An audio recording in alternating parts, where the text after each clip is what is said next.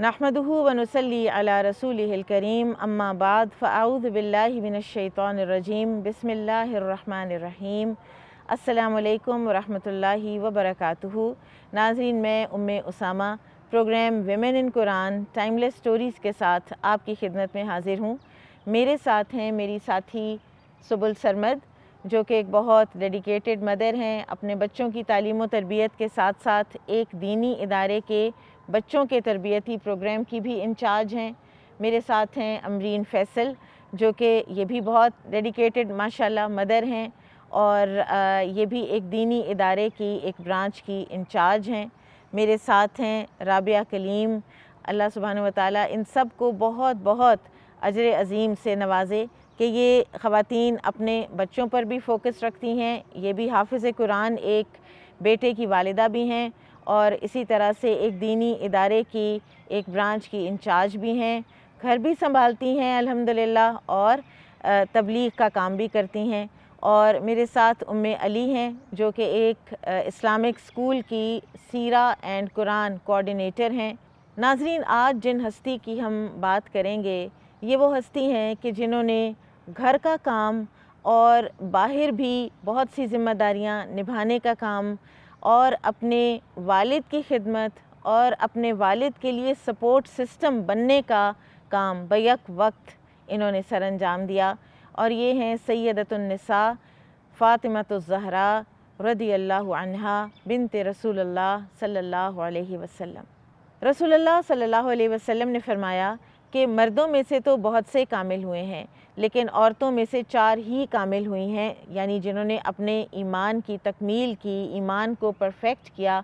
और वो हैं मरियम बिनते इमरान, आसिया बिनते मज़ाहिम यानी ज़ौजा फ़िरौन, खदीजा बिनते खुवैलिद रदियल्लाहु अन्हा और फ़ातिमतुज़ ज़हरा रदियल्लाहु अन्हा बिनते मोहम्मद सल्लल्लाहु अलैहि वसल्लम।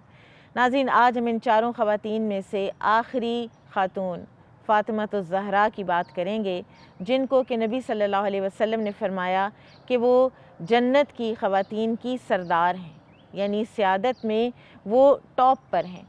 और ये जो ऑनर है ये कायनात की एक और हस्ती को मिला है और वो हैं मरियम अलैहिस्सलाम।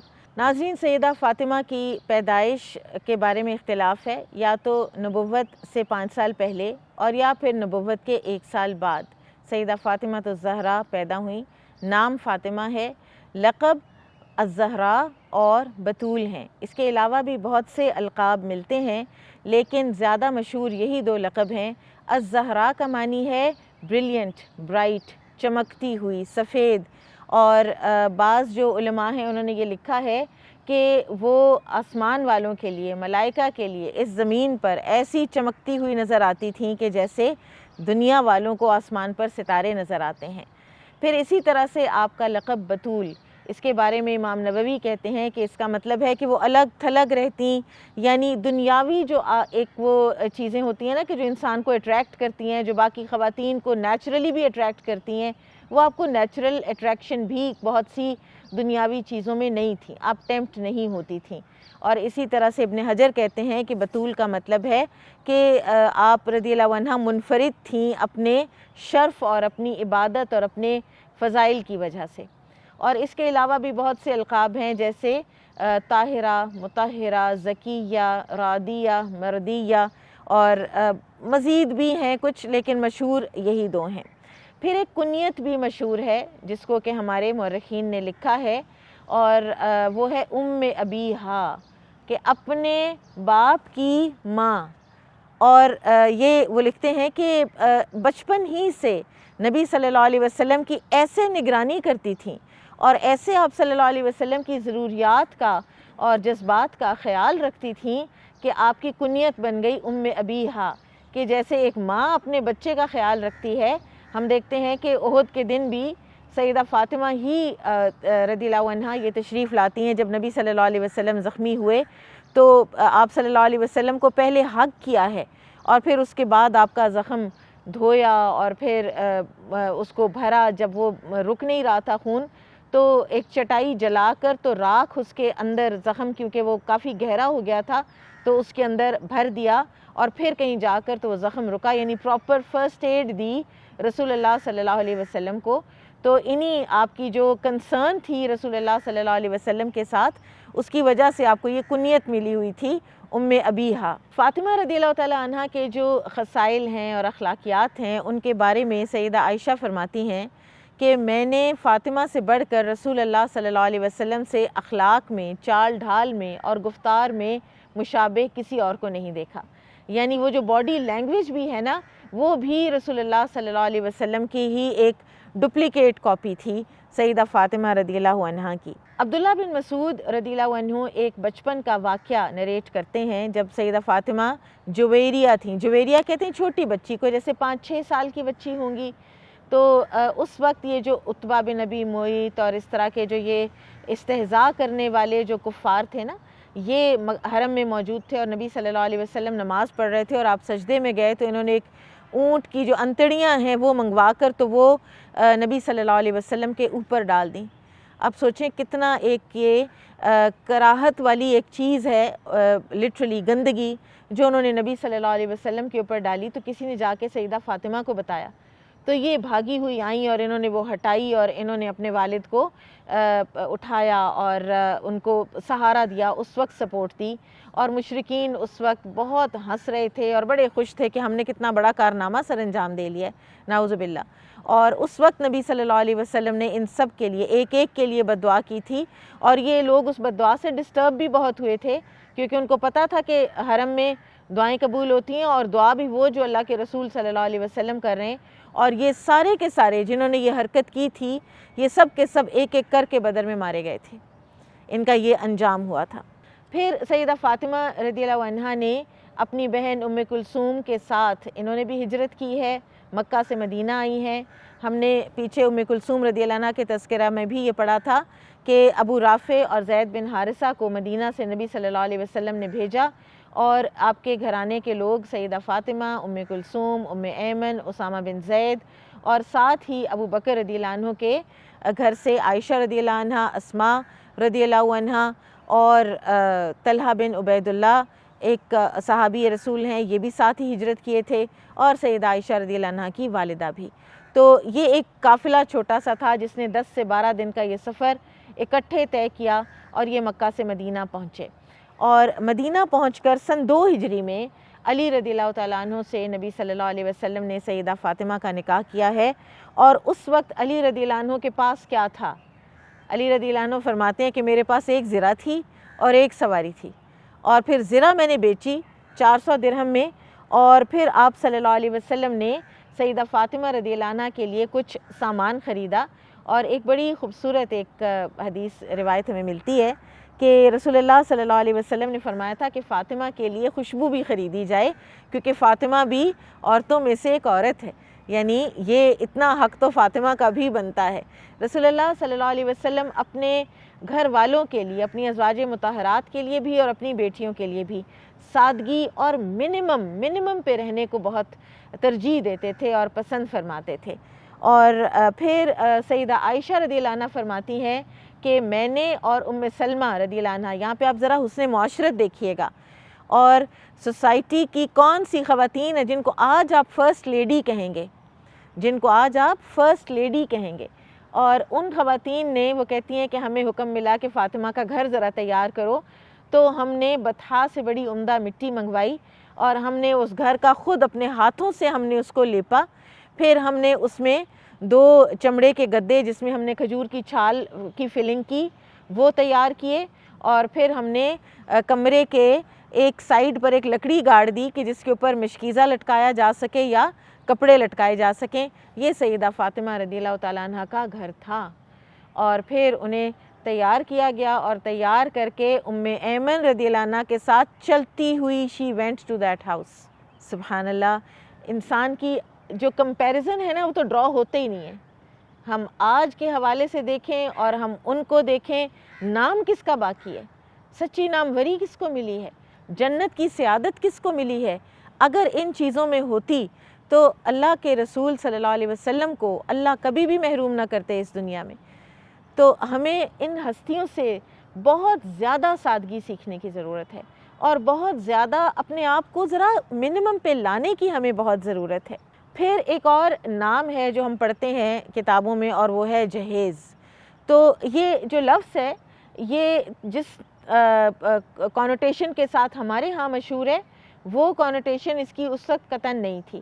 بہرحال استعمال کی کچھ چیزیں نبی صلی اللہ علیہ وسلم نے سیدہ فاطمہ رضی اللہ عنہ کے ساتھ روانہ کی۔ ایک بڑی چادر، ایک چمڑے کا تکیہ جس میں یا کھجور کے وہ اس کی فلنگ تھی چھال کی، اور یا پھر اذخر گھاس کی فلنگ تھی، ایک مشکیزہ، 2 گھڑے اور ایک چکی، یعنی جس سے یہ بتا دیا گیا کہ یہ چکی اب آپ کو پیسنی ہے، یہ کام اب آپ کو کرنے ہیں۔ آپ اگر اپنے گھر میں جا رہی ہیں تو پھر آپ کو اس گھر کو چلانا ہے، مینیج کرنا ہے، تو یہ چیزیں آپ کو چاہیے ہوں گی، منیمم چیزیں۔ اور پھر ایک اور چیز بھی آپ کو بتاتی چلوں کہ شادی کے وقت فاطمہ رضی اللہ عنہ کی عمر مبارک جو ہے وہ 15 سال بتائی جاتی ہے، اور بعض روایات کے مطابق 18 سال بھی بتائی جاتی ہے، کیونکہ ان کی تاریخ پیدائش میں بھی اختلاف ہے نا، تو اسی لیے یہاں پر بھی ہے۔ اور علی رضی اللہ عنہ کی عمر البتہ 21 سال ہی بتائی جاتی ہے بالاتفاق۔ علی رضی اللہ تعالیٰ عنہ خود جو اپنے ان حالات کے بارے میں فرماتے ہیں، وہ فرماتے ہیں کہ رسول اللہ صلی اللہ علیہ وسلم کی بیٹی سے میرا نکاح ہوا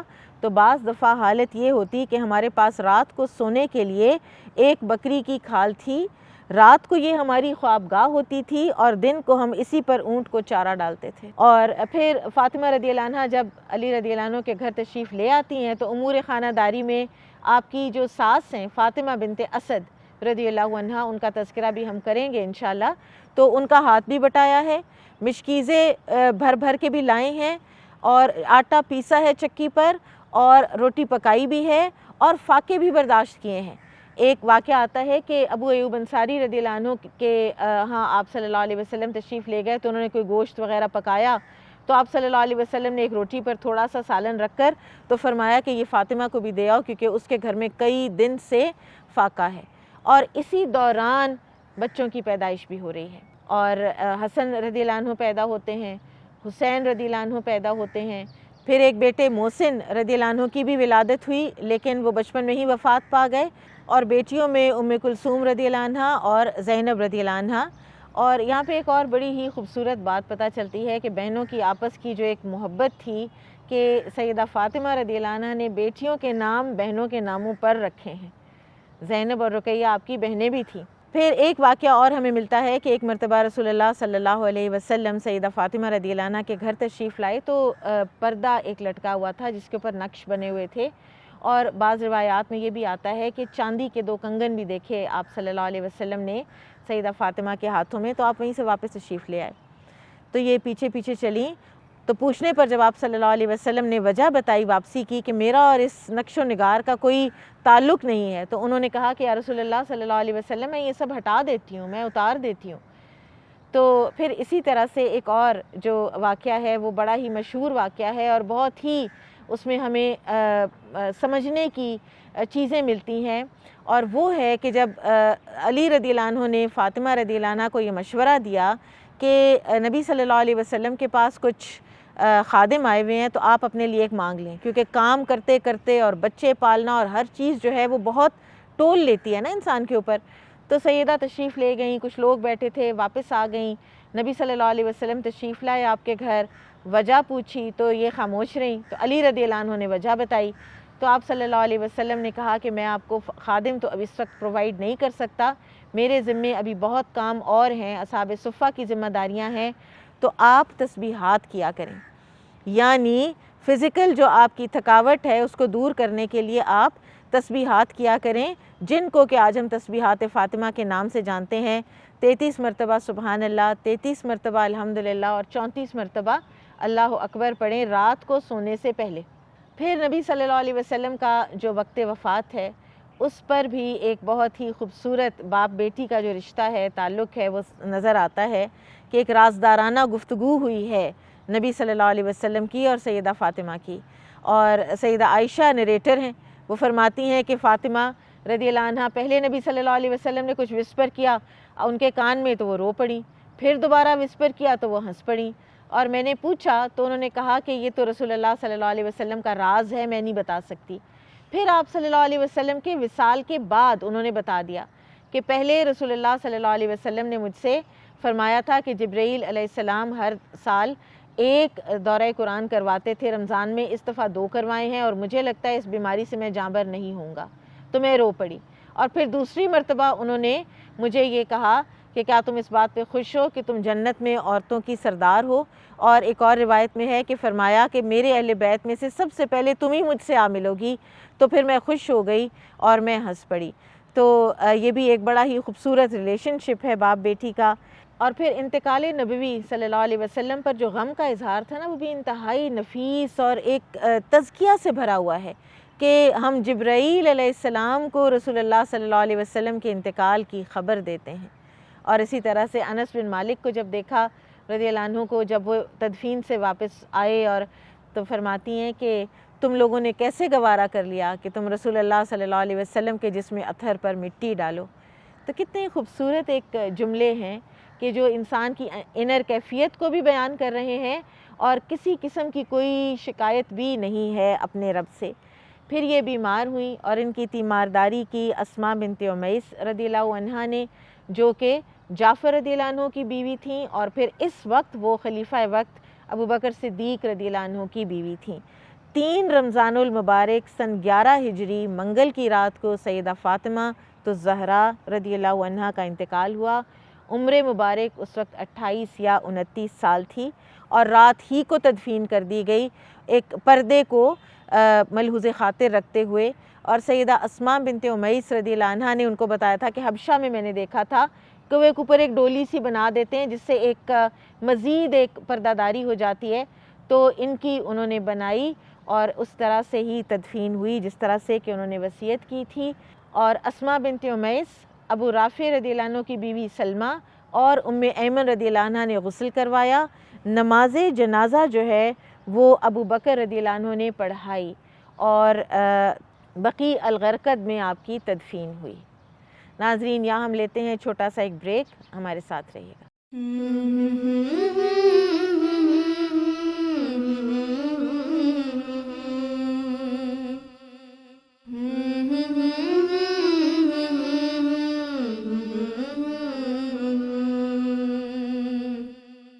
ناظرین ویلکم بیک. ہم ذکر خیر کر رہے ہیں جنت کی خواتین کی سردار سیدہ فاطمہ بنت رسول اللہ صلی اللہ علیہ وسلم کا. اور جو بھی ہم نے ابھی باتیں کیں، جو بھی ہم نے واقعات پڑھے، اس میں آپ لوگوں میں سے کوئی کچھ بولے گا؟ کیا ریفلیکٹ کیا آپ لوگوں نے؟ جی، میں سوچ رہی تھی کہ آپ نے جو فاطمہ رضی اللہ عنہا کے جو جہیز کا ذکر کیا، تو کیا چیزیں تھیں جو آپ نے بتائیں؟ ایک پیالہ، 1-2 گدے، 2 چادریں، ایک مشکیزہ، 1-2 گھڑے، یعنی بیئر ایسینشلز آف لائف. بالکل. اور یہ وہ خاتون ہیں جنہیں جنت کی سردار کہا گیا، اور یہ اسے ہم جہیز کہتے ہیں.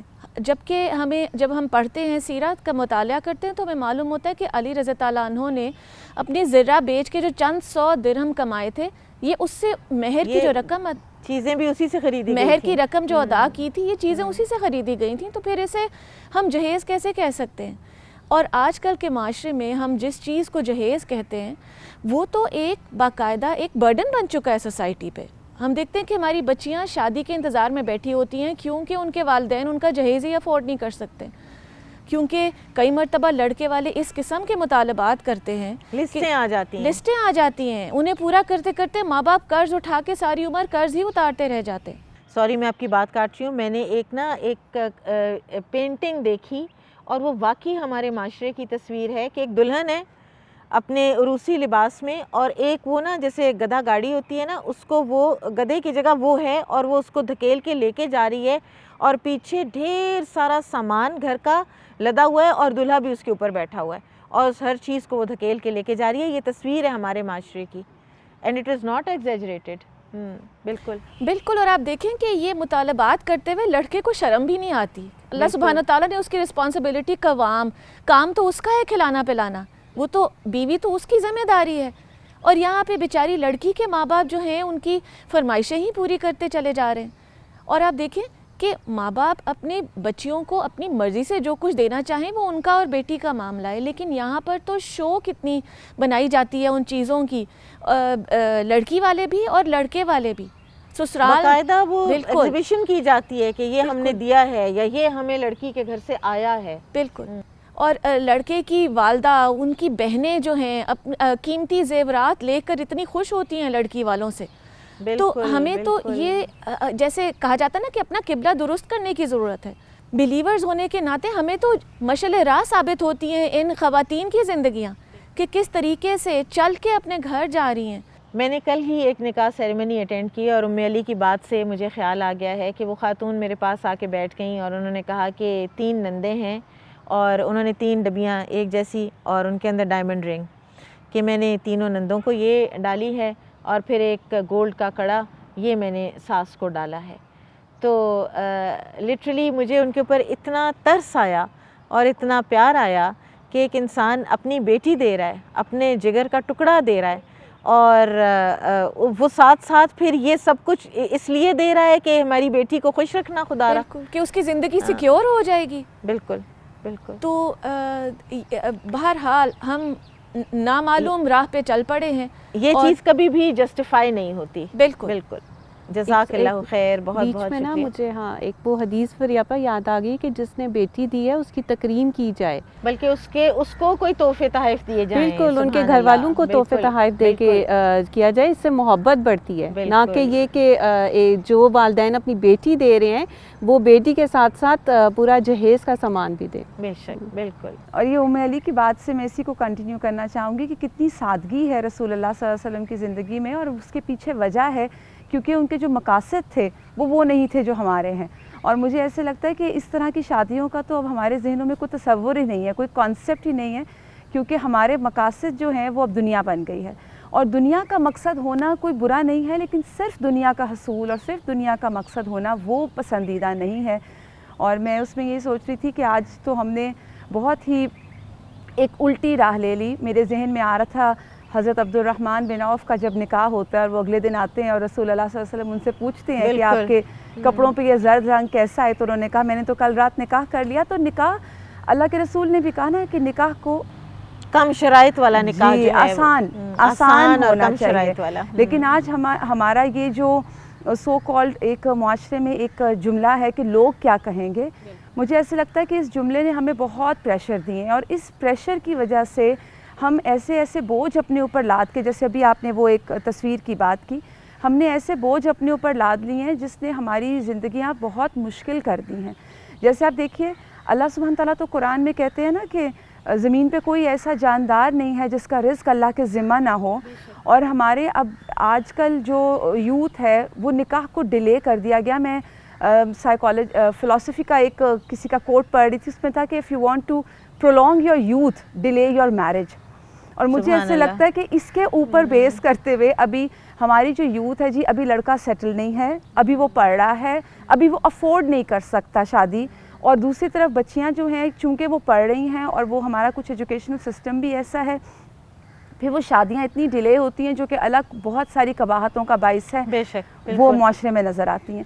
تو جب ہم سنت سے انحراف کریں گے اور ہم اتنی پیاری سنت جو نکاح ہے جو کہ رزق کو کھینچ لاتا ہے اس کو ہم اتنا مشکل بنا دیں گے, اور صرف وجہ کیا ہے, سادگی نہ ہونا, اور سادگی ایمان کا حصہ ہے. تو یہ تھوڑی سی مجھے ایسے لگ رہا تھا کہ اتنی سادگی ہے اس نکاح میں. البزازۃ من الایمان. ایگزیکٹلی. اور اب دیکھیے کہ اتنے امیر صحابہ بھی موجود تھے. رسول اللہ صلی اللہ علیہ وسلم نے حضرت علی کو پسند کیا اور ان کے ساتھ اپنی اتنی پیاری بیٹی کا نکاح کیا. تو اس میں ہمارے لیے نبی صلی اللہ علیہ وسلم فرماتے تھے فاطمہ تو بدعۃ منی, فاطمہ میرے جگر کا ٹکڑا ہے, میری چیز پارٹ آف می. اور اس کے باوجود یہ جو دنیاوی ایک ایفلوئنس ہے اس کو انہوں نے کبھی معیار نہیں بنایا فاطمہ رضی اللہ عنہ کے لیے رشتے کی تلاش میں. دیکھیے آپا, تھوڑا سا اور چیز دیکھنے میں آتی ہے معاشرے میں کہ جب نکاح کے لیے ہم کسی کو پسند کرتے ہیں, منتخب کرتے ہیں, تو ہمارے اہداف کیا ہوتے ہیں, ہمارے معیار کیا ہیں. ہم یہ نہیں دیکھ رہے کہ نکاح جس سے نکاح کیا جا رہا ہے اس کے اندر دین کتنا ہے, وہ نمازی ہے کہ نہیں ہے. جیسے میں نے ایک دفعہ ایک رشتہ اسی طرح اٹینڈ کیا, لوگ بیٹھے ہوئے تھے, نماز کا وقت نکلتا جا رہا ہے, وہ رشتے والے آئے, کوئی ایک نماز کے لیے نہیں اٹھا, لیکن وہ لوگ راضی تھے کہ یہ درست ہے. تو میں یہی دل میں سوچ رہی تھی کہ اللہ اکبر آپ اپنی بیٹی جس کو دینے جا رہے ہیں نہ وہ نمازی نہ گھر والے نمازی، تو ہمارے معیار پھر کیا ہو گئے؟ ہمارے نبی صلی اللہ علیہ وسلم نے تو معیار دیا نا کہ رشتہ جن جن بنیادوں پر کیا جاتا ہے، یا حسب نسب یا مال یا حسن یا دین، تو تم دین والے سے شادی کرو. جی تو پریورٹیز اصل میں اور ہیں، اور وہ سادگی تو پھر نظر ہی کہیں نہیں آتی. وہ کہاں نظر آئے گی. اچھا ہمارے جو شادی کے ہالز ہوتے ہیں، بینکویٹ ہالز ہوتے ہیں، ان کے اندر بھی آپ دیکھیں کہ جو سٹیجز ہیں لاکھوں کی ان کے اوپر ڈیکوریشن ہوتی ہے، اور یہ ایک موضوع ہوتا ہے باقاعدہ کہ فلاں کا سٹیج ایسا تھا، فلاں کے فریش فلاورز تھے، فلاں کے آرٹیفیشل فلاورز تھے. کوئی اگر آرٹیفیشل فلاورز لگا بیٹھتا ہے تو اس کے اوپر باقاعدہ اس کی تضحیق کی جاتی ہے کہ اس کو دیکھو اس نے آرٹیفیشل فلاورز لگائیں. ہمارا مائنڈ سیٹ بہت میٹیریلسٹک ہو گیا ہے، اور ہم بہت زیادہ نوز ڈائیو ہے ہماری اخلاقی بھی، اور ہماری ذہنی جو ایک گروتھ ہے نا وہ کبھی ہو ہی نہیں سکتی. جو انسان میٹیریلسٹک ہوتا ہے وہ اس کے اندر ڈیپتھ تو ہوتی ہی نہیں ہے، وہ تو صرف سکن ڈیپ چیزوں کے اوپر وہ زندگی گزار کے تو 4 دن گزار کے بس چلا جاتا ہے، وہ کوئی لیگیسی نہیں چھوڑتا پیچھے. اور آپ دیکھیں کہ ہمارے رسول اللہ صلی اللہ علیہ وسلم 4 بیٹیوں کے والد تھے. اللہ تعالیٰ نے اولاد نرینہ کوئی بچا کے نہیں رکھی، جوانی کی عمر کو صرف بیٹیاں پہنچیں، اور سیدہ فاطمہ الزہرا رضی اللہ تعالیٰ عنہ سے ہی آپ صلی اللہ علیہ وسلم کی نسل چلی، آپ صلی اللہ علیہ وسلم کا نام چلا. اور گھر کے آپ حالات دیکھیے، ہم لوگ تو بیٹیوں کی پیدائش پر ہمارے ہاں کتنا دکھ اور درد کا ایک اظہار کیا جاتا ہے. دوسرے جس کے ہاں بیٹی کی پیدائش ہو تو اس کو تسلی دینے شروع ہو جاتے ہیں ہم لوگ. دوسری سے تیسری بیٹی ہونے پہ دکھ کا اظہار بلکہ افسوس کا اظہار کیا جاتا ہے. افسوس کا اظہار کیا جاتا ہے، جبکہ باپوں کے لیے تو اتنی بڑی خوشخبری ہے بیٹیاں ہونا، بالکل رحمت کا باعث ہے. رحمت کا باعث ہیں. بالکل بالکل. اور پھر جس طرح ابھی آپ ذکر کر رہی تھیں تو میرے بہت ہی وہ ہارٹ ٹچنگ تھا کہ غلاظت رکھی تھی لا کے رسول اللہ صلی اللہ علیہ وآلہ وسلم کے اوپر، اور وہ اتنی چھوٹی بچی ہیں اور وہ آ رہی ہیں اور وہ کس طرح اپنے والد کو پروٹیکٹ کر رہی ہیں. تو میں بھی یہی سوچتی تھی کہ وہ کیا ایک سچویشن ہوگی، کتنا چھوٹا اتنا نازک دل اور اتنی محبت باپ کی ہوتی ہے دل میں، اور کس طرح انہوں نے اتارا ہوگا وہ. تو یہ تھوڑا سا آپ دیکھتے ہیں کہ اللہ سبحانہ تعالیٰ نے جو اپنی مخلوق انسان کو دی ہے، ایک بیٹا ایک بیٹی، تو میں اس میں سوچتی تھی اتنی خوبصورت یہ چیز، یہ رشتہ اتنا پیارا ہے، لیکن ہمارے افسوس کی بات یہ ہے کہ ہمارے معاشرے میں آج بھی جاہلانہ جو جاہلیت کے دور کی کچھ باتیں تھیں وہ رائج ہیں، اور ایسے ایسے واقعات دل ہلا دینے والے سننے کو ملتے ہیں بچیوں کی پیدائش کے اوپر کہ جو کہ وہ یاد دلا دیتے ہیں جاہلیت کے زمانے کی. بالکل بالکل. جزاک اللہ خیر. ناظرین، ابو ذر غفاری رضی اللہ تعالیٰ عنہ کا بیان ہے کہ ایک مرتبہ رسول اللہ صلی اللہ علیہ وسلم نے مجھے حکم دیا کہ علی کو بلا لاؤ. تو جس وقت میں ان کے گھر گیا تو میں نے دیکھا کہ سیدۃ النساء فاطمہ الزہرا حسین رضی اللہ عنہ کو گود میں لیے ہوئے چکی پیس رہی ہیں. یہ جو سین ہے سیدہ کے گھر کا، یہ مولانا شبلی نعمانی نے نظم میں رقم کیا ہے کہ کیسے سیدہ فاطمہ رضی اللہ عنہ نے خادم مانگا اور رسول اللہ صلی اللہ علیہ وسلم نے خادم کے بدلے میں کیا آپ کو دیا. تو میں چاہوں گی کہ آپ اس کے بارے میں کچھ تھوڑی بات کیجئے، پھر میں وہ نظم ضرور اپنے ناظرین کو سنانا چاہوں گی. جی آپا، میں یہی سوچ رہی تھی کہ نبی کریم صلی اللہ علیہ وسلم کے جگر کے ٹکڑے کی بات ہو رہی ہے، فاطمہ رضی اللہ تعالیٰ جنت میں عورتوں کی سردار کی بات ہو رہی ہے، اور ہم ان کا ڈیلی روٹین دیکھیں کہ وہ کیسے اپنا دن گزارتی تھیں. اللہ سبحانہ تعالیٰ نے الحمدللہ ہمیں اتنی فیسلٹیز، اتنی پروویژنس، اتنی ایون ہیلپرز پرووائڈ کیے ہوئے ہیں کہ ہم اپنے گھریلو کام کاج میں سرونٹ کا بھی آگے ہیلپر بھی ہے بے شک. اور اس کے باوجود being the lady of the house, being the home maker, اکثر اوقات ایسے ہوتا ہے کہ آپ کا یا تو وہ کام خود کرتے یا پھر اس کی سپرویژن کرتے ہوئے پورا دن کا ایک بڑا چنک اس میں گزر جاتا ہے.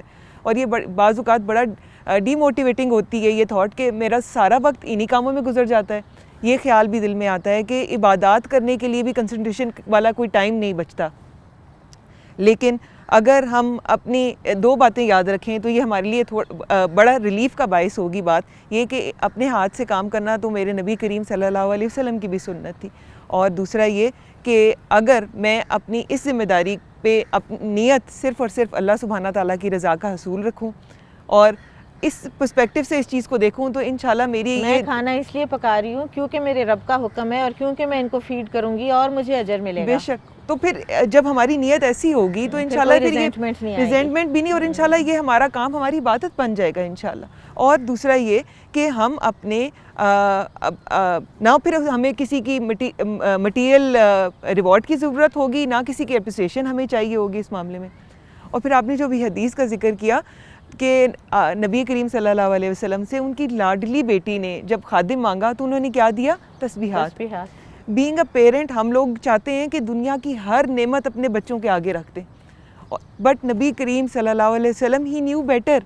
ہی نیو کہ وہ جو تسبیح ہے، وہ ذکر ہے، اس میں وہ خیر، وہ انرجی، وہ برکت، وہ طاقت ہے، وہ سکون ہے جو کہ فاطمہ رضی اللہ تعالیٰ عنہا کو چاہیے. اور وہ قرآن کی آیت ہے نا، الذین آمنوا وتطمئن قلوبہم بذکر اللہ الا بذکر اللہ تطمئن القلوب، کہ وہ لوگ جو ایمان لاتے ہیں ان کے دل اللہ کے ذکر سے سکون پاتے ہیں. اور سن لو کہ اللہ کے ذکر میں ایلیویٹڈ روحیں ہیں سبحان اللہ، جن کو وہ غذا روح کو ملتی ہے تو جسم پہ اثر انداز ہو جاتی ہے. بے شک. اگر ہم سلف صالحین کی مثال لے لیں، جس طرح امام ابن تیمیہ وہ دن چڑھے تک اللہ سبحانہ تعالیٰ کا ذکر کرتے رہتے تھے، اور جب کوئی ان سے پوچھتا تھا وہ کہتے تھے یہ تو میرے دن کا ناشتہ ہے. سبحان اللہ. جس طرح بریک فسٹ ہمیں آپ کو دنیاوی کام کرنے کی طاقت دیتا ہے، تو وہ روحانی غذا تھی ان کی، جس کی وجہ سے انہوں نے اتنے بڑے بڑے کام کر لیے. اور جب ہم سلف صالحین کی لائف کو پڑھتے ہیں تو ہم امیز ہو جاتے ہیں کہ کیسے اتنا کچھ اچیو کر لیا انہوں نے اپنی اس لائف میں. سبحان اللہ. اور انڈیڈ اللہ سبحانہ تعالیٰ ہے سیڈ ٹروتھ ان دا قرآن، جب اللہ سبحانہ تعالیٰ فرماتے ہیں فَاذْكُرُونِي أَذْكُرْكُمْ، تم میرا ذکر کرو میں تمہیں یاد رکھوں گا. ہم بھی تو وہ خیر و برکتیں چاہتے ہیں نا، ہم بھی چاہتے ہیں کہ اللہ سبحانہ تعالیٰ ہمیں دین و دنیا کی بھلائیاں عطا فرمائے، ہم بھی دین کی کو خدمت کر سکیں. لیکن جزاک اللہ خیر، بہت بہت شکریہ، جزاک اللہ خیر. اور کوئی امرین آپ کچھ بتائیں گی ہمیں؟ جی آپا، میں ابھی سوچ رہی تھی، میرے ذہن میں آ رہا تھا کہ ہمارے معاشرے میں تو خواتین جو ہیں وہ گھر تک محدود ہو کر رہ گئی ہیں، اور جبکہ تاریخ اسلام میں ملتا ہے کہ ہر پہلو سے خواتین جو ہیں ان کی خدمات نظر آتی ہیں. وہ نہ صرف امور خانہ داری سنبھالتی تھی بلکہ دین میں بڑھ چڑھ کر وہ حصہ لیتی تھی. اور جیسے ابھی آپ نے ذکر کیا حضرت فاطمہ رضی اللہ عنہا کا کہ وہ ایک سمپل گھریلو خاتون تھی، لیکن ضرورت پڑنے پر غزوہ احد میں وہ نبی صلی اللہ علیہ وسلم کی مرہم پٹی کر رہی ہیں. اور اسی طرح دوسری صحابیات بھی اس کام کے لیے ٹرینڈ تھی. حضرت ام عمارہ رضی اللہ عنہا، حضرت نصیبہ بنت کعب جیسی خواتین باقاعدہ تلواریں لے کر جنگ میں ہمیں کافروں کے ساتھ جنگ کرتی ہوئی نظر آتی ہیں. تو اس لیے جہاں پر خواتین کو امور خانہ داری سنبھالنا آتی ہے، وہیں پر ان کو دین میں اور اپنے ملک میں حصہ ڈالنے کا بھی جو ہے وہ آنا چاہیے، ہنر ان کو پتہ ہونا چاہیے. اور میں سوچی تھی کہ ہمارے معاشرے میں آج خواتین کو جو اتنے چیلنجز کا سامنا ہے، اس میں جو سب سے بڑا آج ایک چیلنج ہے وہ ہے نئی ٹیکنالوجیز کے ساتھ ڈیل کرنا. اور بہت سی خواتین کو میں جانتی ہوں جن کو موبائلز، کمپیوٹر ہو گیا، لیپ ٹاپ ہو گیا، تو استعمال نہیں کرنا آتا. اور جب آپ ان کو مشکل بنائی ہوئی بالکل، اور جب آپ ان کو سکھانے کی بات کرتے ہو تو وہ سیکھنے میں بھی کوئی انٹرسٹ نہیں رکھتی ہیں. تو پھر وہ کس طرح سے اور کتنا اپنے معاشرے میں کنٹریبیوٹ کر سکتی ہیں. تو میری اپنی بہنوں سے ریکویسٹ ہے کہ جنہوں نے صرف امور خانہ داری تک اپنے آپ کو محدود کر لیا ہے، وہ اپنی عقل کو فروغ دیں، اپنے نظریے کو وسیع کریں، اور ساتھ ہی اپنی جو صلاحیتیں ہیں ان کو بہتر بنائیں، تاکہ اپنے بچوں کی تعلیم و تربیت. آج یہ بات بتائی جاتی ہے کہ بچوں میں اور والدین میں جو کمیونیکیشن گیپ ہے، اس کی ایک بہت بڑی وجہ یہ ہے کہ نیو ٹیکنالوجیز کو ہم اڈاپٹ نہیں کرتے ہیں. تو اس لیے بہت ضروری ہے کہ ہم اپنا اگر چاہتی ہیں کہ معاشرے میں ہمیں اگر ایک اہم کردار ادا کریں تو ہمیں یہ ہنر سیکھنے چاہیے. اپ ٹو دا مارک ہونا پڑے گا. بالکل. اور آپ دیکھیں کہ آپ نے نرسنگ کی بات کی، سیدہ فاطمہ رضی اللہ عنہا کی فرسٹ ایڈ کی بھی بات کی، تو ہم بچوں کو سکھاتے ہیں تو فلورنس نائٹنگیل کا نام سکھا دیتے ہیں. بالکل. ہم یہ نہیں سکھاتے کہ ان خواتین نے کن حالات میں کیا کیا کچھ کیا ہے، اور فلورنس نائٹنگیل سے بڑھ کے کیا ہے. مطلب ہم نہیں ان کو انڈرمائن نہیں کرتے فلورنس نائٹنگیل کو، جس نے زندگی دنیا میں اچھے کام کیے ہیں، اس کی بات ٹھیک ہے، ذکر خیر ہونا چاہیے، لیکن ایز اے رول ماڈل سبحان اللہ ہمارا قبلہ بہت زیادہ درست ہونے والا ہے. جزاک اللہ. ایڈ کروں کہ آپ دیکھیں کہ وہ خواتین لائف سکلز میں کس طرح سے ٹرین تھیں. کوئی فارمل ایجوکیشنل انسٹیٹیوشنز نہیں تھے. آج ہمارے ایجوکیشنل انسٹیٹیوشنز کے جو میرٹس ہیں وہ آسمان کو چھو رہے ہیں, لیکن اس میں سے جو فارغ التحصیل ہو کے طالبات نکلتی ہیں ان کے اندر لائف سکلز کی کتنی کمی ہوتی ہے, حتیٰ کہ اٹھنے بیٹھنے کے آداب تک ان میں موجود نہیں ہوتے. ایموشنل انٹیلیجنس کی کمی ہے, لائف سکلز کی کمی ہے, بس گریڈز کا توجہ ہے تو صرف گریڈز کے اوپر. بالکل.